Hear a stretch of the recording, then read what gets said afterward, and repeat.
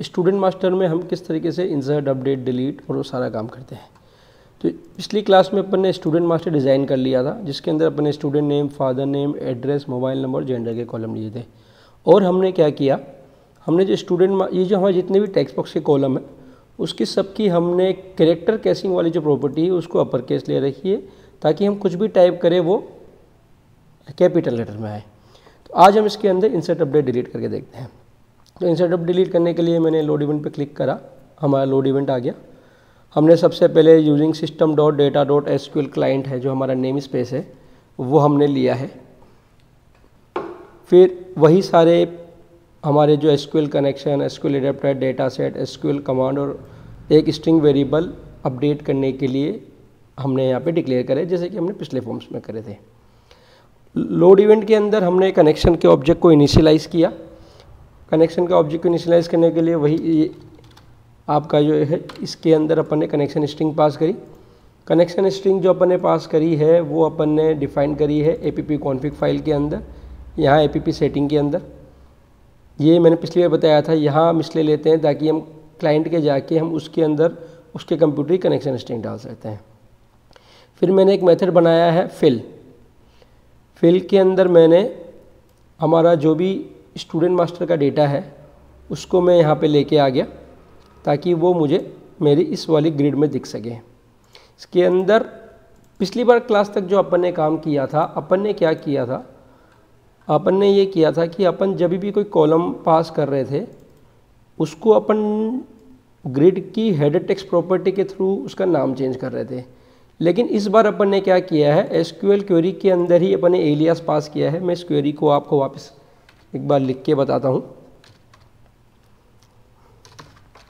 SD equals to new SQL data adapter select student underscore ID, इसको मैंने एक alias दिया ID, स्टूडेंट अंडरस्कोर नेम, इसको मैंने एलियास दिया name, student underscore father name को मैंने एलियास दिया फादर नेम। क्योंकि फादर नेम के अंदर 2 कैरेक्टर है इसलिए ये सिंगल कोट के बीच में आएगा।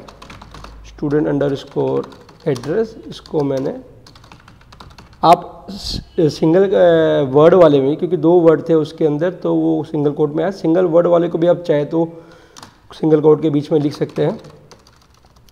स्टूडेंट अंडरस्कोर मोबाइल को मैंने दिया मोबाइल, स्टूडेंट अंडरस्कोर जेंडर को मैंने दिया जेंडर। आप चाहो तो ऐसे भी लिख सकते हो, चाहो उसके बिना भी लिख सकते हो। TVL student order by student underscore name. ये तो हमारा एसक्यूएल एडेप्टर की पहला पैरामीटर। दूसरा पैरामीटर होता है इसका कनेक्शन का ऑब्जेक्ट। तो जो कनेक्शन का ऑब्जेक्ट हमने पास करा था वो हमने यहाँ पास कर दिया। तो ये हमारी सेलेक्ट की क्वेरी हो गई। इस सेलेक्ट की क्वेरी से क्या होगा, एडाप्टर में डेटा आएगा, वो डेटा हम डेटा सेट को देंगे। डेटा सेट के अंदर एक टेबल बनती है, उस टेबल को हमने नाम दिया DS स्टूडेंट। फिर हमने कंडीशन चेक कराई ds.table ds student.rows.count अगर ग्रेटर देन 0 है तो DGV student.data source के अंदर इसको वो उसके साथ बाइंड कर दें। अपन इसको चला के देख लेते हैं एक बार। ये मैंने चलाया, ये मैंने स्टूडेंट मास्टर खोला, ये देखिए ये मेरा जो नीचे जो आप डेटा देख रहे हो ये डेटा मेरा यहाँ पे आ गया। ऑर्डर बाय नेम करा था इसलिए नेम के थ्रू हमारा डेटा आ रहा है। अब हम बात करते हैं, अब हमें करना है सेव का कोड। तो जैसे सेव में हम क्लिक करेंगे BTN सेव क्लिक मेथड अपने आप बन जाएगा। उसके अंदर अपन ने एक कंडीशन लगा रखी है, अगर नेम खाली है तो वो एक मैसेज बॉक्स देगा, प्लीज़ एंटर स्टूडेंट नेम, और वो वापस जो कर्सर है बाय डिफ़ॉल्ट नेम के अंदर आ जाएगा। एडमिन 1 2 3 4 5 6 स्टूडेंट मैनेजमेंट में गया, सेव का बटन दबाया, प्लीज़ एंटर स्टूडेंट नेम। जैसे ही मैं ओके करूँगा मेरा कर्सर ऑटोमेटिक स्टूडेंट नेम पे चला जाएगा। वो ये हमने किया। फिर हमने हमारी इंसर्ट की क्वेरी लिखी है, इसको भी अपन एक बार लिख के देख लेते हैं ताकि आपको क्लियर हो जाए। इंसर्ट की क्वेरी लिख के लिए हम जो लेते हैं वो एसक्यूएल कमांड लेते हैं। एडाप्टर के थ्रू हम डेटा रिट्रीव करने का काम करते हैं और कमांड के थ्रू हम इंसर्ट, अपडेट, डिलीट करेंगे। तो CMD जो कमांड का एसक्यूएल कमांड का ऑब्जेक्ट था उसको कॉल कराया, न्यू एसक्यूएल कमांड। ये भी 2 पैरामीटर लेगा आपका। ये देखिए जो इसका थर्ड वाला है कमांड यानी कि क्वेरी जो हम इंसर्ट कराएंगे और कनेक्शन का ऑब्जेक्ट हमको कहाँ इंसर्ट करना है। PBL स्टूडेंट, यहाँ हम हमारे सारे कॉलम्स के नाम देंगे डेटाबेस के जो हमको पास करने हैं, ये मैंने यहाँ डाल दिया। और फिर हम यहाँ वैल्यूज़ में जाके अब हम हमारी जो वैल्यूज़ जो पास करें, क्योंकि इसमें सारे कॉलम हमारे वेरिएबल है तो हम सिंगल कोट में जाएंगे, डबल कोट कर प्लस का साइन के बीच में हमारे पैरामीटर्स पास करेंगे। ये वेरिएबल्स जो हमारे कंट्रोल्स है वो मैंने पास कर दिए। सेकेंड वाला फिर अपन गए इसके अंदर इस तरीके से, टी स्टूडेंट नेम के बाद TXT father name dot text. इसका सीक्वेंस वही होना चाहिए जो ऊपर आपने ये इस वाले ब्रैकेट में जो आपने सीक्वेंस लिया है, इस सीक्वेंस के हिसाब से हम हमारी वैल्यूज़ को इंसर्ट करेंगे। नेम के बाद फादर नेम के बाद हमने एड्रेस लिया, TXT एड्रेस डॉट टेक्स्ट। फिर हम मोबाइल नंबर का भी ले रहे हैं, TXT मोबाइल डॉट टेक्स्ट। और उसके बाद क्योंकि कॉमा बॉक्स है हमारा, जेंडर के लिए हमने कॉमा बॉक्स ले रखा है, CMBP जेंडर डॉट टेक्स्ट। तो ये हमारा पहला वाला पैरामीटर हुआ कमांड का। और दूसरा फिर वही हमको कनेक्शन ऑब्जेक्ट पास करना पड़ेगा, ये हमने किया।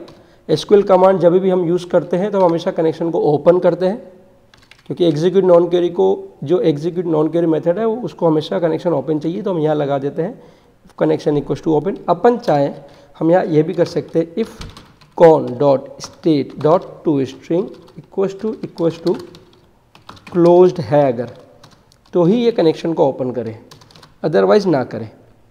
इन केस ऑलरेडी ओपन है तो वो एरर दे सकता है, कनेक्शन ऑब्जेक्ट ऑलरेडी ओपन है तो वो एरर दे सकता है। इसलिए अपन चेक कर लेंगे, connection dot state dot to string equal to closed है तो कनेक्शन को ओपन करो। फिर एग्जीक्यूट नॉन क्वेरी वाली मेथड को अपन ने कॉल कराया। एग्जीक्यूट नॉन क्वेरी मेथड हमको हमेशा रिटर्न करके देता है नंबर ऑफ रोज अफेक्टेड, क्योंकि इस SQL कमांड से एक रो इंसर्ट होगी तो इस फ्लैग के अंदर जो वैल्यू आएगी वो 1 आएगी। और फिर उसके बाद वापस वही हम करेंगे, if connection dot equal to open है तो इसको ये क्लोज कर देगा। अब ये जो अपन ने फ्लैग लिया था हम चेक कर रहे हैं, अगर इसके अंदर वैल्यू आई है ग्रेटर देन 0 है तो हम मैसेज दे देंगे कि डेटा सेव सक्सेसफुली। और जो अपन ने फिल मेथड बनाया था वो वापस से कॉल करेंगे, ताकि जैसे यूज़र सेव करेगा डेटा तो उसकी ग्रिड में वो सेव हुआ हुआ डेटा वापस आ जाएगा। अगर डेटा सेव नहीं होता है तो मैसेज दे देंगे प्लीज़ चेक योर डेटा। ये हमने कर दिया। अब हम एक बार इसको इंसर्ट करके देखते हैं। एडमिन 1 2 3 4 5 6 स्टूडेंट मैनेजमेंट में गए, अजय फादर नेम दिया, एड्रेस दिया, मोबाइल नंबर पे कुछ भी दिखा, जेंडर में लिखा अपन ने और ये अपन ने सेव कर दिया। ये बाय डिफ़ॉल्ट देखिए अजीब मेरा ऊपर आ गया। अब लेट्स से मैं इस फिल मेथड को यहाँ से हटा देता हूँ तो क्या होता है। तो मैंने क्या किया, एडमिन वापस से लॉगिन किया मेरे, और अब यहाँ पे मैं वापस एक इंसर्ट करता हूँ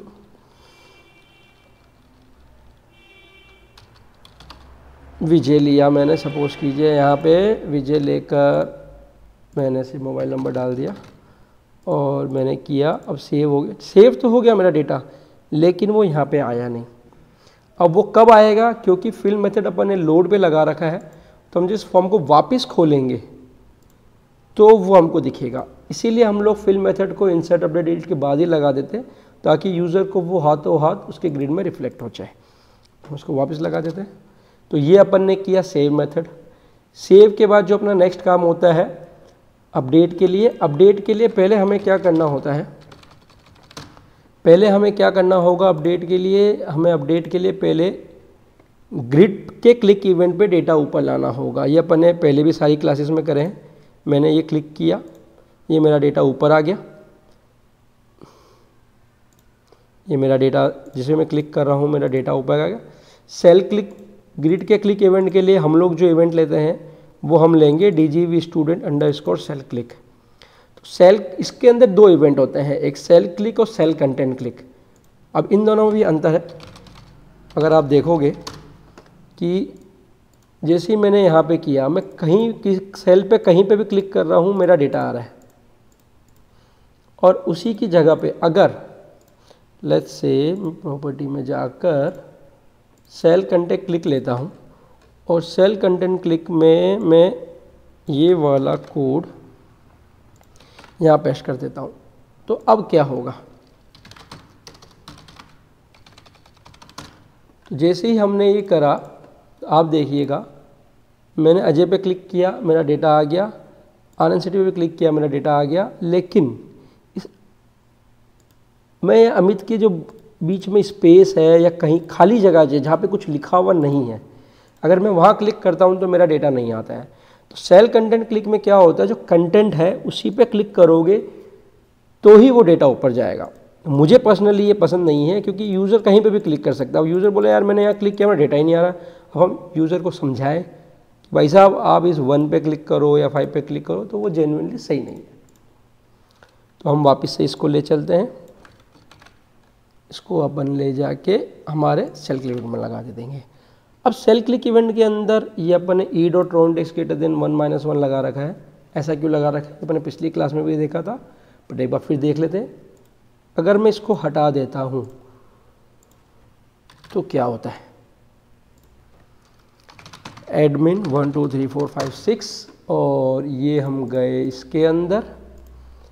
जब अपन रो >-1 लगाते हैं तब अगर अपन ग्रिड में काम करते हैं तब तो कोई प्रॉब्लम नहीं है, लेकिन ये जो आपकी ऊपर की रो है, अगर मैं यहाँ कहीं पे क्लिक करूँगा ना तो ये एरर दे देगा, index was out of range. इससे बचने के लिए हम लोग ये लगाते हैं >-1 कि अगर आपने डेटा हेडर पे अगर क्लिक कर दिया तो वो एरर ना दे, क्योंकि कभी कभी क्या होता है